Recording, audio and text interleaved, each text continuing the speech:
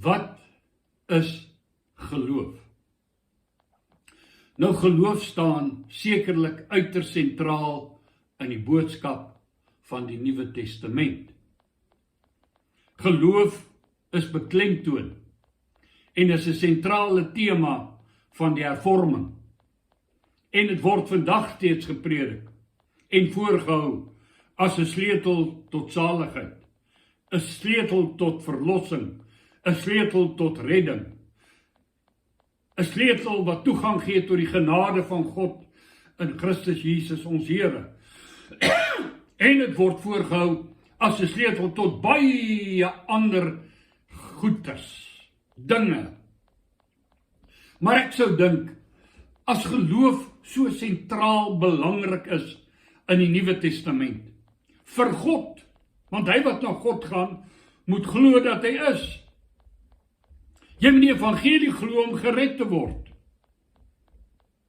As dit so sentraal is dit sekerlik so, dat die duiwel en sy trawante, deur sy valse profete, deur sy valse leraars, deur 'n valse begrip van die geloof, die ware Bybelse geloof sal probeer verdoesel, op 'n sypad sit, op 'n syspoor en laat afdwaal.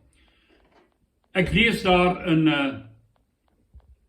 1 Tessalonisense 3:5, skryf Paulus, hy sê, toe ek dus nie langer kon uithou nie, het ek vir Timoteus gestuur om vas te stel hoe dit met julle geloof staan. Of die verleier julle nie reeds verlei het en al ons harde werk op niks uitgeloop het nie. Ek van een is oortuig dat baie wat vandag oor geloof gepredik en verkondig word, 'n afgewaterde afvalproduk is. Veral as ek die Bybel lees. En jy weet, die afgewaterde afvalprodukte is nie goed vir die liggaam. Die liggaam van Christus nie. Dis nie goed vir siel nie, dis nie goed vir gees nie. Dis eintlik gemors. En dit lei in soveel gevalle na teleurstelling en die eindproduk is twyfel en ongeloof. Daarom is dit uiters belangrik dat ons baie goed moet verstaan wat geloof regtig is, hoe dit werk en wat Bybelse geloof alles behels. Nou hier is 'n paar komponente, dis nie omvattend nie, maar is vir my baie sentraal, hierdie komponente van Bybelse geloof. Nou in die eerste plek wil ek sê, dit fokus en sentreer 100% op en om die Here Jesus Christus. Die ganse Bybel, alles, al die stories, die geslagsregisters, die geskiedenis, die wet, die besnydenis, die Sabbat, die profesieë, handel oor hom, Jesus Christus. Haal hom uit en niks bly oor van die hele boek nie. Dit gaan oor hom. Wie hy is, wat hy kom doen het, wat sy posisie in die heelal is, hoe jy deur hom gered kan word, deur hom gevul kan word met die Heilige Gees, waarheen hy op pad is met jou lewe, as jy hom volg, en wat hy jou in die ewigheid bied. Daarom, broers, wat vir die Here afgesonder is, en deelgenote is van die hemelse roeping, moet julle noukeurig let op Christus Jesus, die apostel en hoëpriester van die geloof wat ons bely. Hebreërs 3 vers 1. Hy is die gestuurde en die hoëpriester, die een wat ingaan in die teenwoordigheid van God namens ons, in die geloof wat ons bely. Paulus skryf in Hebreërs, hy sê ons moet die oog gefestig hou op Jesus, die begin en die voleindiger van die geloof. Jesus is die begin en hy is die einde van die geloof. Hy is die Alfa, die Omega, die eerste en die laaste en alles tussenin handel geloof oor hom. Terwille van die vreugde wat vir hom voorgehou was, het hy die kruis verduur sonder om die skande daarvan te verag. En hy sit nou aan die regterhand van die troon van God. Let op die posisie van Jesus Christus. Hebreërs 12:2. Vrede vir die broers en liefde en geloof van die God en die Vader van ons Here Jesus Christus. Ons Here Jesus Christus. Efesiërs 6:23.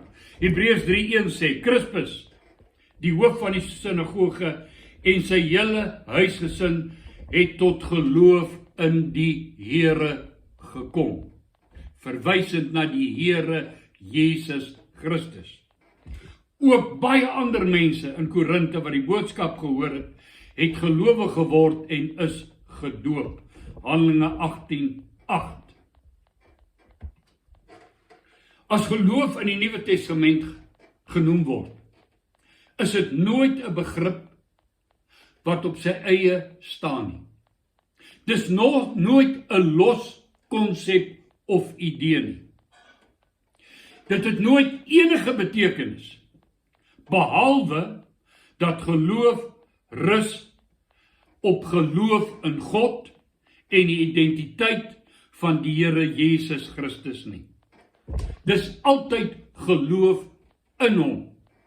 Geloof in Christus Jesus. Geloof in die Here Jesus Christus. Selfs waar daar net verwys word na geloof. Hy het tot geloof gekom. Veronderstel dit. Geloof in God en Jesus Christus die Here en niks anders nie. Nooit te doen met positiewe denke nie. Nooit te doen met okkultistiese wette van attraksie en ander goed nie. Dis nou goed wat so vurig verkondig word van die kansels af en nooit gerig op geloofsverklarings nie. Geloof fokus op Jesus Christus die Here. Geloofsbelydenis en selfs die woord van geloof het niks te doen met jou drome, wense en begeertes wat jy positief moet verklaar nie. Slegs met Jesus Christus. Die woord van geloof gaan oor die Here Jesus Christus. Gaan lees maar self Romeine 10 in konteks. Geloof kom ook dan deur die prediking van Jesus se identiteit as die Christus. Romeine 10 in Afrikaans 83, die 21ste vers, die geloof kom dus deur die prediking wat 'n mens hoor, en die prediking wat ons hoor is die verkondiging van Christus. Daar is 3 komponente aangaande sy identiteit, wat ononderhandelbaar is vir ware geloof. As jy een van die 3 komponente ontken, misken of sy stap, is jy nie in Bybelse konteks 'n gelowige nie. Jy kan maar doop, jy kan sing, jy kan spring, jy kan gee, jy kan bydra, jy kan lid wees, jy kan nagmaal, jy kan tiende, jy kan sabbat, jy kan mediteer, studeer, sakrament, jy kan bid en verklaar, vertrou, positief dink, preek, profeteer, lei, visioneer en wie weet wat nog. Jy is en bly 'n ongelowige wat ongered en verlore is. Omdat as jy waarlik glo in al drie hierdie komponente, het hulle 'n radikale impak op jou lewe. As jy hulle nie glo nie, het nie een van hulle 'n impak op jou lewe nie. Hierdie is die drie onhandelbare komponente van sy identiteit. Hy, die seun van Maria, die maagd, die man uit Nasaret, is die Here Jesus Christus. Niks minder as dit nie. Nou Jesus beteken God tot ons redding. Hy wat God is, het ons redding kom bewerk deur sy kruisdood en deur die gawe van die Heilige Gees. Matteus 1:21 sê die engel, sy sal 'n seun in die wêreld bring. Jy moet hom Jesus noem, want dit is hy wat sy volk van hulle sondes sal verlos. Nie 'n volk nie, sy volk. Israel is God se volk. Hy kom om sy volk van hulle sondes te verlos, en ook die res van die wêreld as jy verder lees. Maar die uitspraak maak hom God tot die redding. Matteus 1:23 Die maagd sal swanger word en 'n seun in die wêreld bring, en hulle sal hom Immanuel noem. Die naam beteken God by ons of God met ons. Die blote feit dat hulle hom Immanuel noem, God met ons, identifiseer hom as God wat ons kom red. Jesus, die een enkele gebore uit die maagd Maria, is God wat ons kom verlos van ons sonde. Jesus is God. Dat Jesus van Nasaret God is, wat ons verlos, is 'n integrale, ononderhandelbare deel van Bybelse geloof. Vat dit van hom weg en jy sterf in jou sonde. Ons word nie gered deur eie poging, wetsonderhouding, goedheid. Ag, moet asseblief tog nie op my begrafnis sê, hy was 'n goeie man. Ek was nie. Ek's 'n sondaar gered uit genade. Kind van God uit genade, niks anders nie. Ons geloof is nie in ons vermoëns, in ons opvoeding, in ons afronding. Ons geloof is in die krag van God, wat in en deur Jesus Christus ons verlos van sonde, herskep en krag gee om vir hom te lewe. Paulus sê in 1 Korintiërs 2:5, hy sê, dus is julle geloof nie op die wysheid van mense gegrond nie. Teologiese beredenerings en bla, maar op die krag van God. Om die krag wat verlos en vernuwe in jou lewe vry te stel, moet jy glo, Jesus is God tot jou redding. Jy moet glo, hy is die Christus, Jesus Christus. Nie 'n Christus nie. Nie een van baie nie. Die enigste Christus. Daar is geen ander nie. Romeine 11:36. Uit hom, deur hom en tot hom is alle dinge. Aan hom behoort die heerlikheid tot in ewigheid. Amen.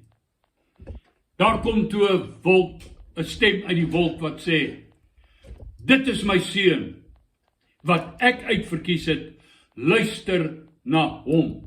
Lukas 9:35. 1 Petrus 2 vers 4. Kom na hom toe, die lewende steen wat deur die mense afgekeur is, maar deur God vir die ereplek uitverkies is. Wie is waardig om die boek oop te maak? Die lam wat geslag is. Jesus Christus. Is nie 'n ander een nie. Daarom staan daar in die skrif, kyk, ek lê in Sion, 'n hoekklip, 'n hoeksteen, die steen wat die hele gebou bymekaar hou. Dis nie net 'n ou dingetjie met 'n naam en 'n datum op nie. Dis eintlik die anker van die ganse gebou, die fondament. Lê in Sion, 'n hoeksteen, uitverkies vir die ereplek. Wie in hom glo, word nooit teleurgestel nie. Net hy, slegs hy, het gedoen wat gedoen moes word vir ons redding en verlossing. Geen ander guru, teoloog, predikant, profeet, priester, moeder, vader, sogenaamde heilige, man van God, apostel, profeet, symbool, muti, meditasie, rules of life, magic, okkulte, of wie weet wat se ander nonsens en bedrog kan jou red en verlos nie. Geen positiewe denke of verklarings of rituele, geen soefseier, motiveerder, inspireerder, beïnvloeder, leier, voorganger, oudste, ouderling kan jou salig maak nie. Net Jesus Christus. Hy is die weg en die waarheid en die lewe en niemand kom tot die Vader behalwe deur hom nie. As jy nie hom en slegs hom as gesalfde God toelaat om jou te red nie, is jy nie 'n gelowige nie. Hy is die Christus, hy alleen, dis ononderhandelbaar. Die een wat dit ontken is die anti-Christ. As hy sê daar's 'n klomp Christusse, Jesus is een van hulle sulke oulike manne, sê vir hom voetsek. Paulus sê laat hy vervloek wees tot die ewige hel as hy iets anders kom verkondig. Die derde komponent wat ononderhandelbaar is vir sy identiteit, vir ware Bybelse geloof. Jesus die Here. As jy nie glo dat hy die Here is nie, sal jy jou nie buig voor sy heerskappy nie. Sal jy nie voor hom buig, jouself voor hom verneder en hom aanroep om jou te vergewe, te verlos en te red nie. Jy sal nie sidder by die besef van wie hy is en met wie jy te doen het in hom nie. Jy sal rondloop met 'n lewe wat hom onteer, wat sy wil ignoreer. Jy sal jou sondige rebellie en sondige lewenswyse voortsit. Jy sal jouself bedrieg met ritualisme, seremonies, valse konsepte van waarheid en valse konsepte van geloof. Jy sal nie besef hoe gevaarlik is Jesus van Nasaret nie.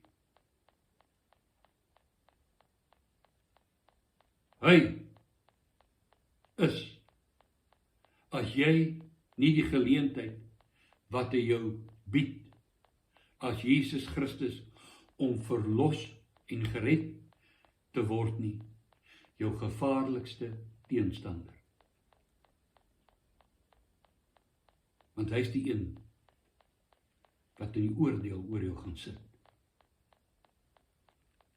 En al kom jy daar en sê, in sy naam het ek, in u naam het ek dat, in u naam het ek sis, in u naam het ek soos, hy sê ek het jou nooit geken nie. As jy nie glo hy is die Here nie, waaragtig glo dat jy te doen het in hom, met die Here nie, sal jy sy naam maklik uitelik gebruik. As 'n vloekwoord, as 'n pynwoord, as 'n kwaad woord. Jy sal hom misbruik op die kansel om jouself te verryk en allerhande goed oor hom sê. Jy sal nie bekeer nie. Jy sal jouself nie verloon, jou kruis opneem en hom volg nie.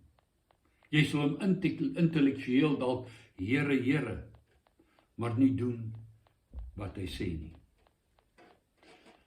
Jy is nie 'n gelowige as jy nie jouself verloon en jou kruis opneem en hom elke dag volg nie. As jy jouself nie buig voor sy heerskappy en koningskap en wil nie. Jy kan maar sing, laat u koninkryk kom, wat beteken kom heers oor my. Maar as jy nie buig om hom te laat heers nie, kan jy daarvan hoendervel kry en sê so mooi, maar jou lewe sal niks verander nie en jy sal onder die oordeel van God bly. Elke een wat waarlik glo dat Jesus Christus die Here is, verloon homself, neem sy kruis op en volg hom. Paulus ook gedink, jy kan met hom speel. Tot hy geklap is, dat hy daar lê.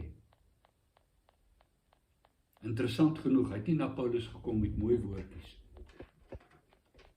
Met soefsyn. Ag Paulus, jy is so oulik. Ek het jou so nodig. Net so. En hy sê, Here, wie is u? Hy sê, ek is Jesus, wat jy vervolg. Koning van die konings. Hy het eenmaal gekom as Christus. As hy weer kom hy as Here. Die een wat op die troon sit. Wat jy sê, Jesaja? Ewige Vader, vredevors. Hy, die seun wat gebore is, sterke God. Dankie dat jy na my luister. Mag jy jou knieë buig in ootmoed met 'n diepe besef dat Jesus Christus is niemand se speelmaat nie. Hy's niemand se maatjie nie. Hy's niemand se pel nie. Hy's jou redder, jou verlosser en hy's ook die Here. As ek die Here is, waar is die vrees vir my? As ek Vader is, waar is my eer? Mense wat God nie vrees nie,